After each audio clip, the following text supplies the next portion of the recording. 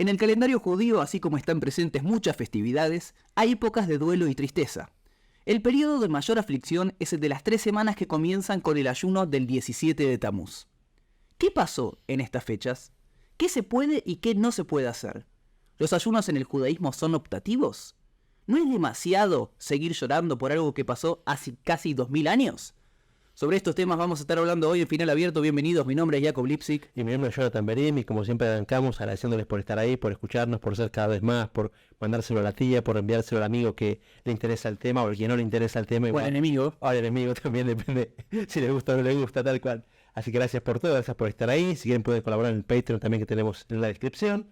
Suscríbanse, sí. Si lo están viendo así, suscribirse es un clic, no les cuesta nada. Tal cual, apretar la campanita para enterarse cuando sale el próximo. Ahí está. Y bueno, gracias por toda esa parte. Ha sido un gran programa, nos vemos. Muy bien. Vamos a arrancar con un periodo que es, como dijimos, un periodo triste. Duelo, tristeza. En el judaísmo hay una instrucción, una orden, donde uno tiene que vivir con alegría. Constantemente con alegría. Es algo que es difícil a veces porque no siempre uno está de humor, pero nos piden como un nivel de alegría prácticamente constante que tiene altibajos legales, se puede decir así, que es en la época de Purim, donde la alegría se pide que se intensifique. O sea, si siempre estamos en un 7 de alegría, bueno, en Purim subilo, ponen un 9, un 10, un 8, anda para arriba.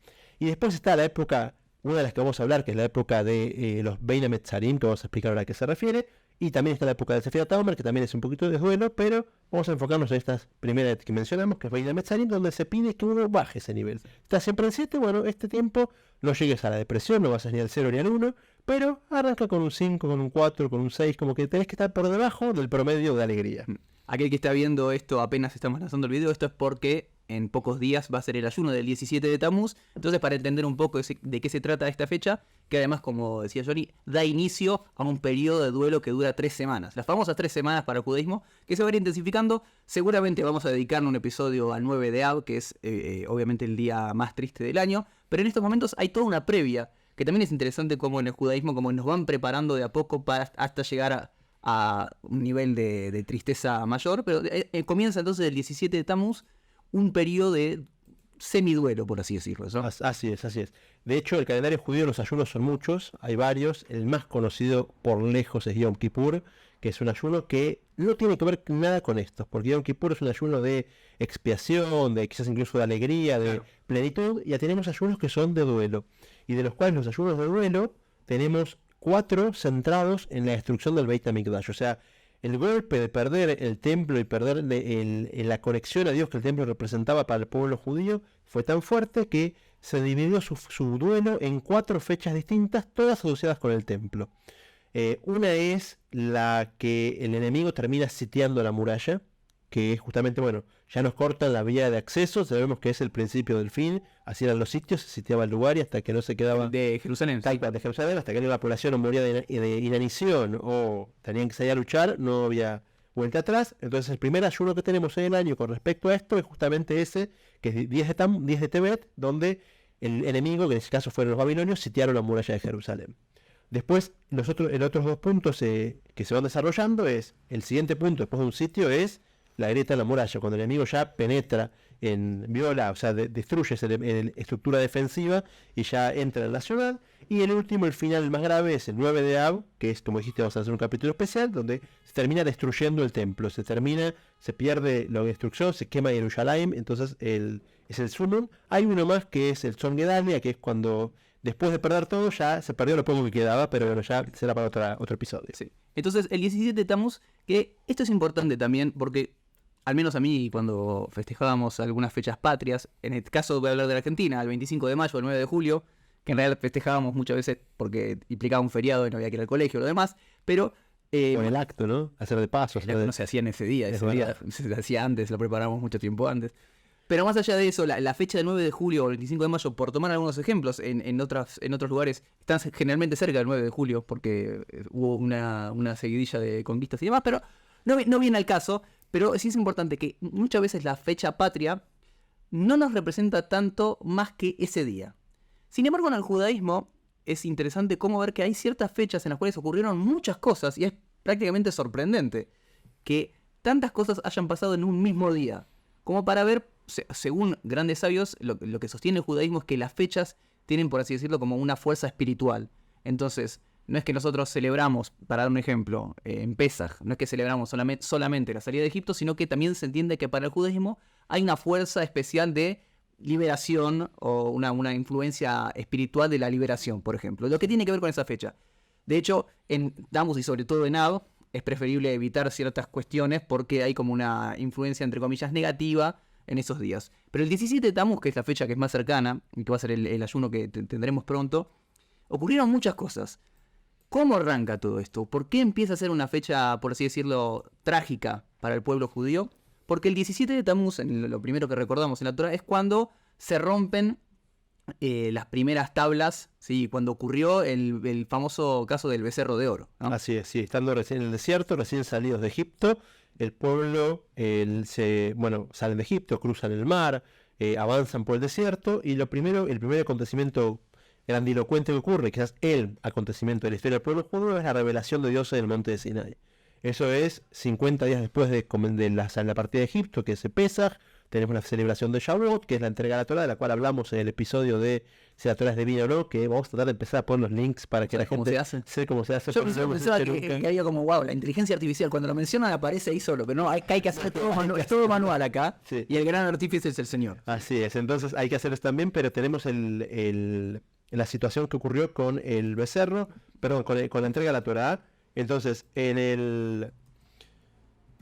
lo que pasó fue que el pueblo judío llega a recibir la Torá, y Moshe, después de recibir la Torá, sube al cielo. Sube el famoso 40 días en el cielo, 40 días que se dedica a escribir, profundizar, estudiar con Dios la Torá. Y les dice al pueblo, espérenme, 40 días vuelvo.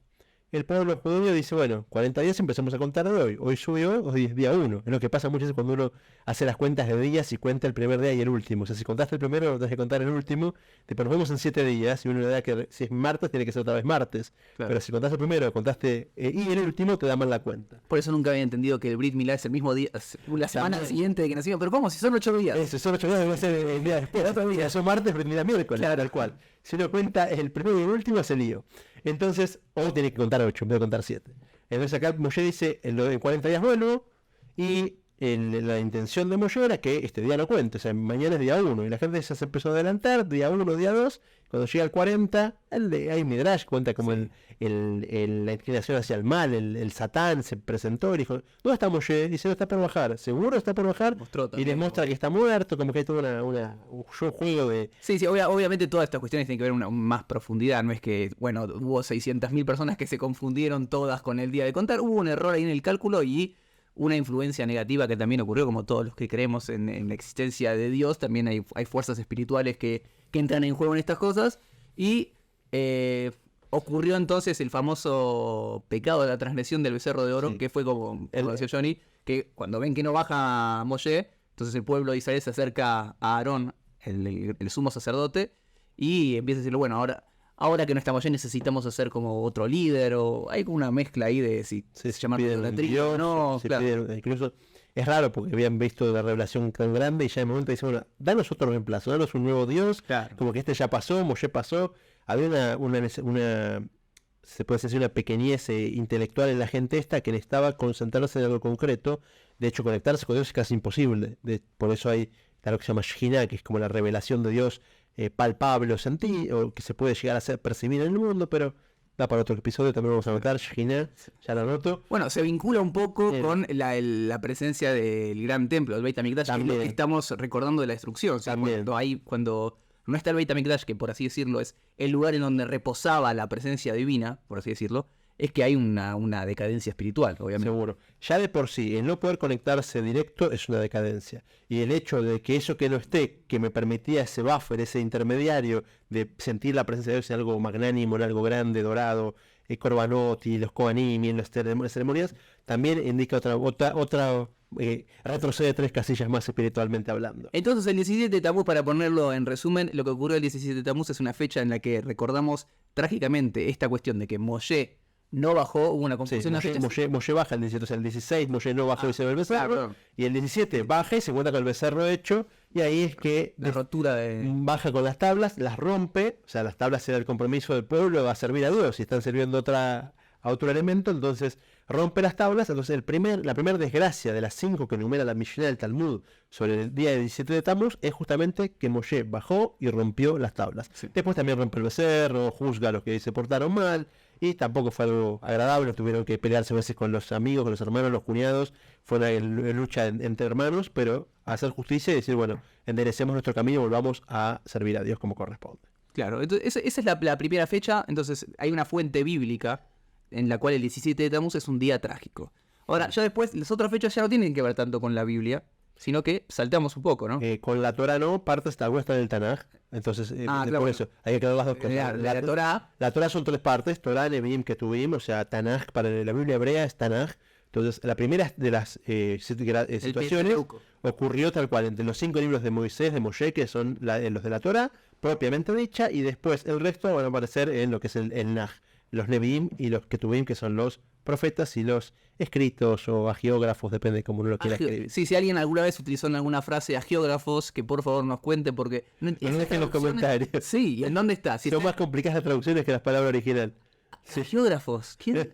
No sé, bueno, la pegó porque todo el mundo empezó a repetir. Es como Sí. filactelias. Sí, o exégetas también, como que la gente son palabras que se van después ayornando. Existe. Vos no decís yo estoy exegeteando un No, texto, pero puede aparecer en otro lugar. Filactelia. Ah, que no aparece en otro lado, sí. Son palabras difíciles, palabras que a veces son complicadas y que a veces la traducción te digo, más complicada que el texto original. Pero bueno, volvemos a nuestro tema. Entonces, otro de los temas mencionados en la Mishnah tiene que ver con que... Perdón, les faltó solamente el año de esta rotura para que tengamos una noción de tiempo, que justo las preguntas que hicimos fue llorar por las cosas que pasaron hace tanto tiempo. Esta, que es la primera de los 5 sucesos que vamos a recordar, ocurrió en lo que sería más o menos el 1312 antes de la era común. O sea, estamos en el 2023, estamos hablando de lo que ocurrió hace 3.335 años, si se la cuenta rápida.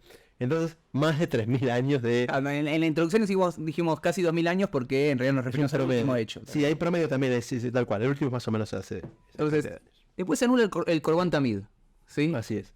La segunda situación es el Corban Tamid. Había un sacrificio que se hacía, un ritual que se hacía en el templo de Jerusalén. Sí. Era 2 veces por día, uno a la mañana y uno a la noche. Por eso Tamid. Sí, también es constante. Por Corban es ofrenda y también es constante. Se hacía 2 veces por día. De hecho, eran como bien está la apertura de sesiones de un parlamento, un congreso. En la apertura del trabajo diario empezaba con el Tamid y se cerraba con el Tamid. O sea, había estos corbanos, estos sacrificios marcaba el comienzo del servicio del templo y un último marcaba el cierre. O sea, no había sacrificios ni antes del primero ni después del último.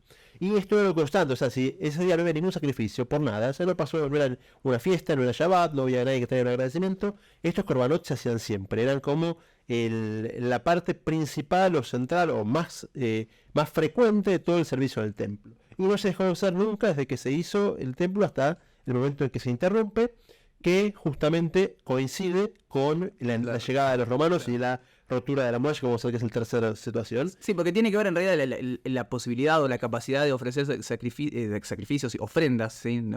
Sacrificio es una palabra un poco fuerte. Ofrendas. Sí. Tiene que ver con una cuestión de pureza o impureza. Esta es una cuestión espiritual.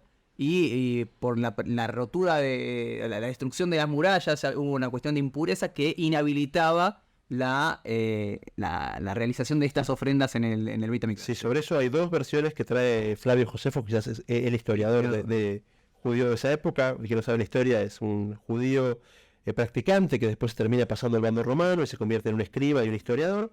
Entonces, una opción que dice es que cuando rompen la muralla, dice que todo el que estaba en la ciudad tiene que ir a defender, porque una vez que entran, entran. Entonces, incluso los Kohanim fueron a defender ese hueco en la muralla y no había quien haga el sacrificio del templo. Esa es la primera versión que da. Y la segunda que da, que también se traía en el Talmud, es que, para el que no sabe, la destrucción del segundo templo comenzó con una pelea interna entre judíos. O sea, había 2 hermanos que eran descendientes de los Hashmonaim. La historia de Hanukkah viene en la mitad del segundo templo. Y se cuenta la parte más linda de los judíos, hubo toda una Sí, pelea. una debacle, quizás también tenemos un capítulo sobre la debacle de los Hashmonaim, que es interesante. Cuando nos sentamos a pensar, che, que hacemos un capítulo, no se nos ocurre tanto, pero cuando empiezan al aire empiezan a aparecer ideas. Así es. Entonces, lo que pasa con esto es que estos hermanos que eran Aristóbulos Ayení y Orcanos Ayení y Aristóbulos Ayení eran 2 descendientes de los Hashmonaim estaban peleándose por el poder. Peleándose por el poder, uno quedó adentro de Jerusalén, otro quedó afuera, y el que quedó afuera le dice a Roma, che Roma, ¿no me das una manito para ganarle a mi hermano que no puedo? Y ese fue el comienzo del fin, entró Roma, no se fue más hasta... Una embajada, fue a pedir ayuda a la embajada. Sí, tal cual, después un préstamo del FMI y después bueno, ya está. Entonces la dependencia terminó siendo total y Roma justamente el artífice de la destrucción del segundo templo. Ahora, cuando estaba un hermano adentro y el otro hermano afuera, cada uno con su ejército, los de adentro quedaban haciendo sacrificio y los víveres se iban agotando. Entonces los de afuera dijeron, ¿saben qué? Monedas de oro, se vende. Entonces cuenta que le pasaban por arriba de la muralla una canasta llena de monedas de oro, la bajaban, el de afuera tomaba las monedas, o sea, el ejército del de afuera, y ponía ahí el cordero para el sacrificio. Así lo subían y así fue mucho tiempo donde los de afuera cambiaban bienes, dinero por lo que necesitaban, hasta que en un momento un sabio que estaba afuera le dice, escúchame, ustedes están dando el Corban, que el Corban es la fuerza espiritual de que esta gente se mantiene viva por gracias a eso. Y así fue que le dice, ¿qué hacemos? Claro. Le propuso, ¿sabes qué? En vez de agarrar la plata siempre agarrarla, le dice. Pero en vez de darle un cordero, darle un cerdo. Sabe que el cerdo es un animal prohibido, que no se hacían ofrendas de cerdo, impuro, así como el símbolo quizás de la impureza ante los animales. Entonces dice que le da el cerdo, y bueno, ahí el Midrash cuenta que el cerdo empezó a subir y apenas toca la muralla y se hace un terremoto en Israel, como que era incompatible la santidad de la ciudad con la impureza del cerdo, y ahí fue que se interrumpe el Corban, y ahí fue que Roma tuvo un envío espiritual y entró y destruyó todo lo que ocurrió. Todo esto un 17 de Tammuz. Entonces, de otra vuelta, también lo más importante es rescatar esto. ¿Por qué nos afecta en estos días? Como preguntamos al principio, ¿por qué seguimos llorando esto que ocurrió hace miles de años? La respuesta es justamente esto, porque si hacemos las cuentas, va pasando el tiempo y vemos que hay situaciones trágicas en el pueblo judío que ocurren en un 17 de Tammuz. Entonces, uno tiene que saber que no es solamente lo que ocurrió en el pasado, sino que está esta influencia espiritual de la que hablamos al principio, ¿sí? Tercera, entonces tenemos, por un lado, el becerro de oro y la destrucción de las primeras tablas, y tenemos la interrupción de la ofrenda de Tamid, ¿sí? Tercera situación trágica que ocurrió en 17 de Tammuz es, un segundo, no sé cómo tenés en el orden, si tenés... La muralla, llegamos la muralla. Sí. Ok, vamos con la muralla. Entonces, bueno, se rompe. Está asociada con Corban también, como coincidió en la misma fecha, o sea, estamos hablando del mismo año, entonces vamos a darle. Okay. Y así también el lenguaje en la Mishnah. Sí, aparte la es la más conocida. También. Es interesante porque el 17 de Tammuz es más conocida la cuestión de las murallas que incluso la ruptura de las Lujot. Me parece que estamos como más expandido. Bueno, Tammuz empieza el sitio o la destrucción de Jerusalén. Se destruyeron las tablas. Cuando hagamos el capítulo de Tisha B'Av vamos a ver que pasa algo parecido. El que dio comienzo a Tisha B'Av, que es los espías, queda en segundo plano con la desgracia que fue la pérdida del Beit HaMikdash. Entonces se agrieta la muralla de Jerusalén, o sea, los enemigos que estaban afuera agrietan la muralla. Ahora, tuvimos 2 templos de Jerusalén y 2 destrucciones, porque cada templo fue destruido. El primero fue por Nabucodonosor de Babilonia, en el año 586 antes de la era común. El segundo fue por los romanos. 70. En el 70 de la era común, hecho por Tito, que en ese momento era general romano encargado de Judea, después termina siendo emperador romano, cuando empieza la dinastía de los Flavios, de los Vespasianos, de Tito Vespasiano, Vespasiano Tito, perdón. Entonces, ¿a qué venía esto? Venía que tenemos la grieta de la muralla. Ahora, la primera grieta de la muralla, o sea, la grieta no es nada nuevo. Sí, la grieta del primer templo, hay una discusión sobre cuándo ocurrió. En el Tanaj está contado que la grieta fue el día 9 de Tammuz. O sea, estamos cerca igual. O sea, no pasó en febrero, ni en marzo, ni en Tishrei, ni en Heshuvah, fue en Tammuz. Ahora, la Torah escribe que fue, o sea, el Tanaj, estamos en la segunda parte de la Torah, que incluye Torah Nevi'im y Ketuvim, dice que fue el 9. De hecho, se supone que el ayuno era el 9, hasta la destrucción del segundo. El segundo que fue el 17. Se construye el templo. Pero igual hay una discusión, porque el Talmud de Yerushalmi dice que en realidad no fue el 9, en realidad fue el 17, solo que estaban tan mareados con la desgracia y la de los días que la registraron mal. Sí. También, o sea, entonces que se termina conmemorando el 17, pero... Porque todo el mundo está de acuerdo que la rotura de las murallas en el segundo templo fue el 17. Tal cual. En el primero hay discusión si fue el 9 o el 17, entonces se decidieron que la fecha del ayuno sea el 17... Y, o sea, según muchas opiniones, todas fueron 17, pero incluso según la primera opinión que dice no fue el 9, está de acuerdo que en el segundo templo fue el 17. Tal cual. Entonces, si no entendieron, vuelvan para atrás y ponen la cámara lenta y se va a entender. Entonces quedamos que el tercer suceso desgraciado, que fueron de hecho 2 sucesos, fue cómo se agrietó la muralla. en el primero y en el segundo templo donde los enemigos ingresaron a la ciudad. Sí. Cuarto tema que ocurre el 17 de Tammuz es se quema el Sefer Torah. ¿Sí? Así es. Apostomus es un nombre muy raro que aparece en la Mishnah, donde dice que Apostomus, que no sabemos qué es, ahora vamos a hablar, quemó un Sefer Torah. Entonces, eso, primero que es un antecedente nefasto en la historia del pueblo judío, donde sabemos que siempre que había... Se repitió quemas del Talmud, se repitieron con quemas de Sefer Torah mismo, como que buscamos lo que es lo más sagrado para ustedes y los golpeamos ahí. Entonces, el ataque antisemita de la quema del libro judíos tuvo un precedente tal cual que es nefasto y que ocurrió el día del 17 de Tammuz. Entonces es el cuarto acontecimiento que este día lloramos y nos lamentamos por él. Sobre quién fue Apostomus, que la Mishnah dice Apostomus, un nombre muy raro, parece griego, no sabemos si es un nombre romano medio que fue modificándose con la escritura, helenizado. Entonces, que a veces es al revés, tendría que ser algo griego y después romano. Tal cual. Entonces, sobre eso hay tres opiniones sobre quién fue Apostomus. Una opinión dice que en realidad fue Antíochus Epifanes. Entonces, el Epifanes se fue transformando en Apostomus con el transcurso de las copias. Entonces, Antíochus Epifanes, para quien no sepa, fue Antíoco en español, Antíoco IV, que fue el famoso enemigo del pueblo judío de Hanukkah, tal cual, con el que luchan los macabeos en la fiesta de Hanukkah.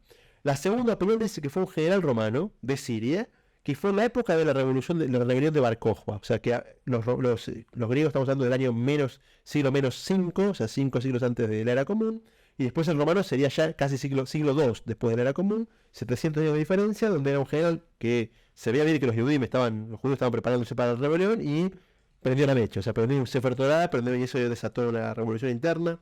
Fueron creo que 17 años antes de que empiece la revuelta, entonces como que eso empezó a despertar, o a quizás simplemente a avivar un poquito más la llama que ya existía y la ganas de lucha y de independizarse. Y la tercera opinión, que también está en el Talmud, es que fue un soldado romano que en la zona de Beit Horim, que es cerca de Lod y Jerusalén, el camino entre Lod y Jerusalén, y la Gemara dice que la primera, en base a las referencias que da Talmud, se supone que había sido era un soldado raso romano que hizo que se le ocurrió hacer esto y también provocó lo que provocó. Muy bien. Bueno, entonces vamos ahora a la quinta. La quinta situación que ocurre un 17 de Tammuz es que, lamentable también, se coloca una ¿cómo se llama? Un peser, ¿cómo traducir? Una estatua. Una estatua de idolatría en el Beit HaMikdash, en el lugar más sagrado para el pueblo judío. Fue colocada esta estatua, lo cual es un hecho, digamos, que también marca un precedente. Una profanación del lugar más santo, poniendo un elemento que es la antítesis del judaísmo, que es realmente lo del paganismo, tal cual, la idolatría. De vuelta hay tres opiniones sobre quién fue el que puso la estatua, o sea, a quién se refiere la Mishnah, cuando la Mishnah, el Talmud enumera los 5 acontecimientos como un título de cada uno, pero hay que después analizar sobre, bueno, ¿y cuándo fue? O sea, ¿y quién fue y dónde fue? Entonces, ¿quién fue el que puso la estatua en el templo? Una opinión dice que fue de vuelta a Apostomus, o sea, el mismo que antes. Así que de vuelta tenemos... O sea que hay 6 opiniones. Hay 6 opiniones. Tenemos la triple opinión sobre quién fue. Después, otra opinión dice que se refiere al rey Menashe. O sea, que fue un judío mismo, que era un rey malvado. Un rey malvado de Yehudá, donde él trae una yera. Una yera es un árbol. El ejemplo del rey malvado del pueblo de Israel. Él y Ahab, sí. De los dos reyes, o sea, hubo muchos reyes que fueron... Sí, no siguen el camino que el judaísmo establece, pero que es uno de los ejemplos más simbólicos de esto es justamente Menashe. Entonces, una de sus profanaciones fue traer una yera, un árbol de idolatría, un árbol de culto, se rendía culto a los árboles, y lo puso en el templo. Entonces la gente venía a hacer su corbán, entonces, tu corbán es al árbol, como que ya desviamos todo servicio divino en forma negativa. Y la tercera opinión es que fue Antíochus, de vuelta el de los griegos, o sea que... Multiplica. Bueno, no multiplica porque coincide con el anterior, así que tenemos 5 en vez de 6. Claro. Que ya la dijimos como una de las 3 opciones de Apostomus, que dijo que trajo una estatua de Zeus. Cuando fue la profanación griega, la profanación helénica sobre el templo en la época de los macabeos, una estatua de Zeus en la mitad del templo, cosa de que justamente viene a rendir culto, rendimos culto acá a Zeus, no a Dios. Muy bien, así llegamos a ver las 5 situaciones que ocurrieron el 17 de Tammuz, que hacen que sea un día de tristeza, de duelo, y que marque el principio de un periodo grave que es las 3 semanas. Las 3 semanas. Entonces, como mencionábamos antes, ya dimos las razones. La pregunta es, bueno, ¿qué pasa? ¿Qué es lo que hay que hacer en estas 3 semanas? ¿Qué es lo que hay que hacer? ¿Qué es lo que se deja de hacer? Como mencionábamos antes, en realidad estas 3 semanas nos vamos acercando también de a poco al 9 de Av. Entonces empiezan a haber una serie de prohibiciones. Algo importante, consúltele a su rabino de confianza ¿sí? De confianza para usted y de confianza para el resto, que sea un rabino confiable. Me refiero no solamente... o sea, que cumpla la halajá, que cumpla la Torá y las mitzvot, respecto de un montón de situaciones que pueden ocurrir alrededor de un ayuno, ¿sí? Lamentablemente hay mucha gente que dice, no, esto es... vos haces lo que quieras, esto es una vieja tradición. No es así. Me había pasado con gente grande que me digan, bueno, ¿y a qué edad estoy exento? Viene como El boleto.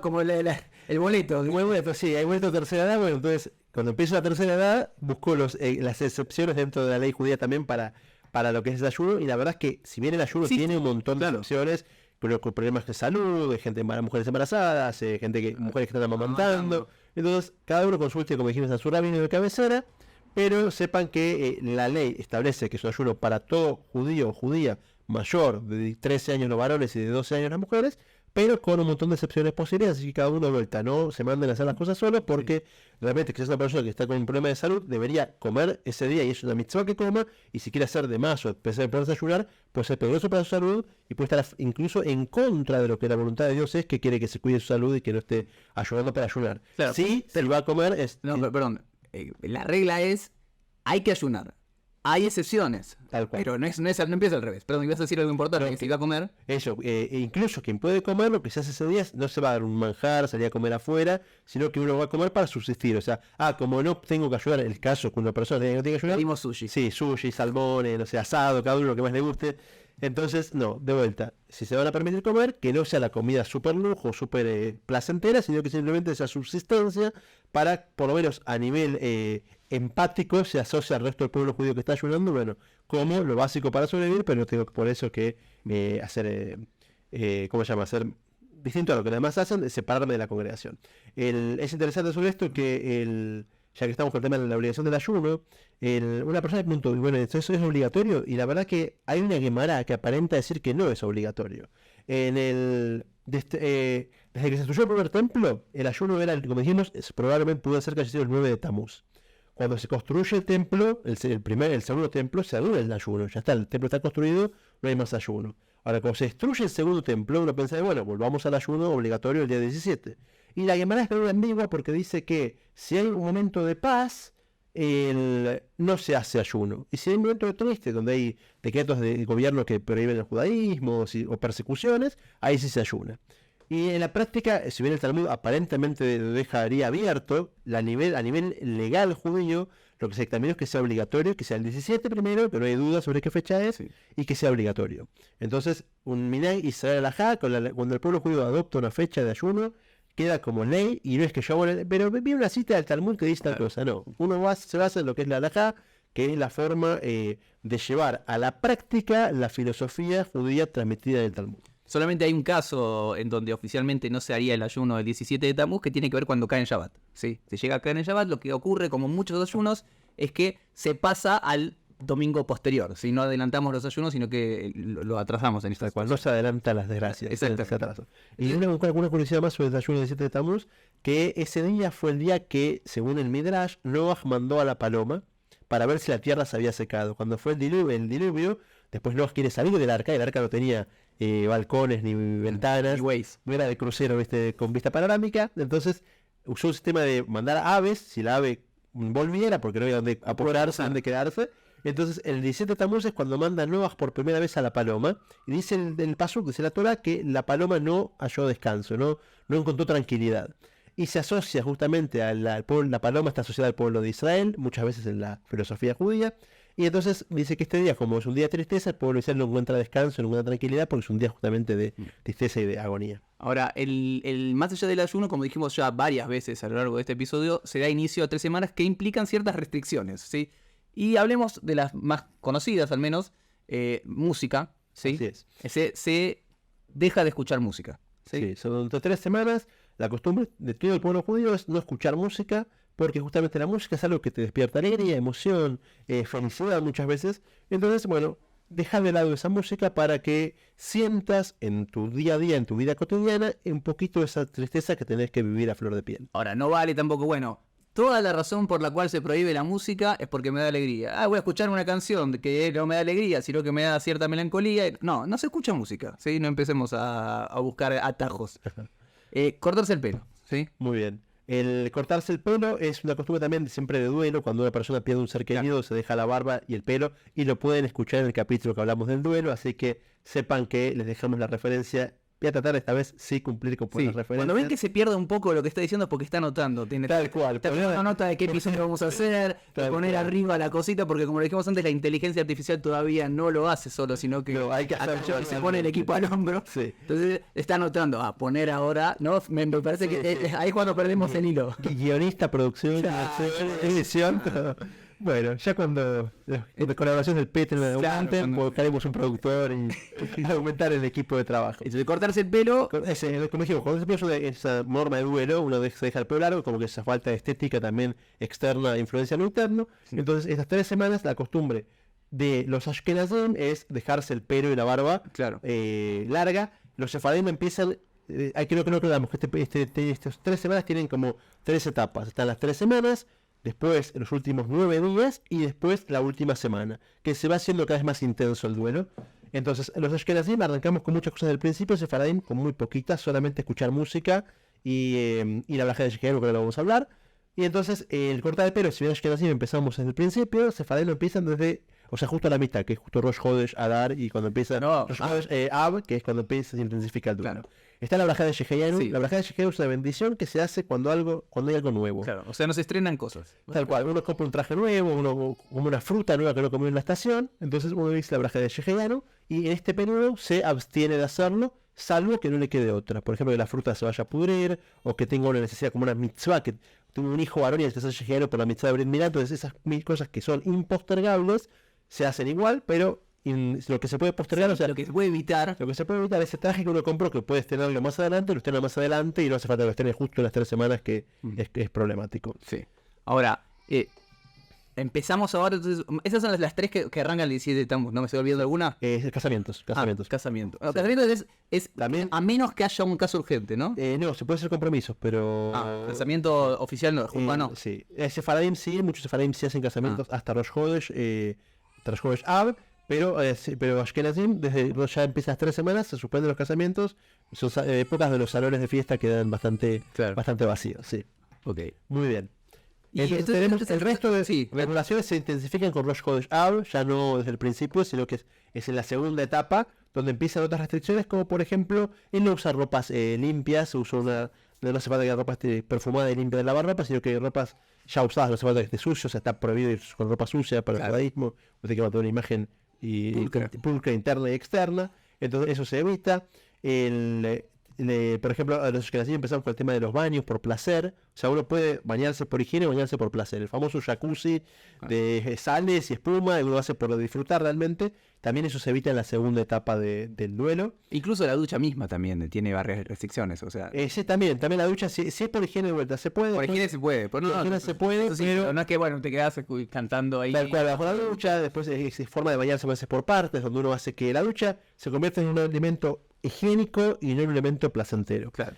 Y después se intensifica con la dieta, a nivel de Rosh Hodesh Av, se empieza con evitar el consumo de carne y el vino. Excepto el Shabbat. Excepto el Shabbat, tal cual. ¿Por qué? Porque de vuelta son elementos que provocan alegría, tanto el vino como la carne, el rico asado, que dijimos, mencionamos antes como ejemplo de algo apetitoso. Entonces se evita también, ya está pasado el día de ayuno, para que se sienta en la dieta también esta clase de restricciones. Y lo último que ocurre es que ya hay cosas que Ashkenazim empezamos el día de Rosh Hodesh Av, Sefaradim lo empiezan solo la última semana. ¿A qué nos referimos? Cortarse el pelo y la barba, que dijimos es la gran diferencia, la ropa lavada, y creo que alguna más, y el baño por placer, que Sefaradim lo restringen solamente en la última semana, o sea, desde el último domingo previo al día de ayuno, que es el día de Tisha B'Av. Lo paso en limpio rápidamente. Tenemos 3 etapas. La primera del 17 de Tammuz hasta el primer día de Av. La segunda del primer día de Av hasta la semana que cae el 9 de Av. Y la última, esa semana que cae el 9 de Av, con el 9 de Av como máxima expresión de lo que está prohibido. La comunidad Ashkenazí empieza con las prohibiciones ya desde el 17 de Tammuz, ¿sí? después del ayuno. Y la comunidad sefaradí la tiene un poco más tarde, pero terminamos como básicamente eso es lo que dijimos, cuestiones de música, cuestiones de rasurarse y estrenar ropa y demás. Después más adelante el tema de la carne y el vino, ¿ok? Sí, así es. Sí, bueno, este periodo de Metzanim ya surge También tiene muchas insinuaciones en varios psukim. Uno de ellos, y el más famoso, es en la Megilá de Eijá. Eijá es la Megilá, sabemos que el judaísmo, la Biblia, el Tanaj, así lo traducen. tiene, sí. Tiene 3 lamentaciones. Tiene 5 Megilot. Son historias sueltas que vienen asociadas con alguna fiesta. Hay una que se llama Megilat Eijá, que es la fiesta de el texto asociado a la tristeza, que es la que cuenta la destrucción del templo, que fue escrita a nivel profético por el profeta Jeremías antes de la destrucción. De hecho fue censurada. El rey dijo, esto nunca va a ocurrir, censuren este libro, hasta que después ocurrió y se vio plasmada en la vida diaria lo que ocurrió. Entonces lo que sabemos es que en este texto hay un versículo que dice que todos los enemigos le alcanzaron entre la estrechez. Que Bein HaMetzarim quiere decir eso, cuando uno está como si fuera una... No sé, uno fue a Yad Vashem en Jerusalén, Museo de la Diáspora, Museo del Holocausto, que está construido en 9 edificios como una especie de triángulo que uno lo comprime. Si uno mira para arriba siente que las paredes se le vienen encima, y no es que es un efecto, sino que realmente las paredes están hechas así. Para sentir así, eso es lo que pasó, lo que el judaísmo plantea sentir en estas 3 semanas. Esa estrechez donde tenemos que sentir esta aflicción para entender que algo nos está faltando. Nuestra vida puede ser placentera, podemos tener 15 propiedades y vivir de renta y tener un montón de cosas, pero algo nos está faltando en nuestra conexión a Dios, en lo que representa el judaísmo para nuestra vida, y tenemos que tenerlo presente para que el día que lo podamos recuperar y que tenemos que ansiar recuperarlo, también lo disfrutemos mucho más. Hasta acá llegamos hoy, entonces nos vemos la semana que viene. Bezrat Hashem y Bli Neder en Final Abierto. Les agradecemos como siempre por acompañarnos. Suscríbanse al canal, acompáñenos en las redes y los esperamos en la próxima.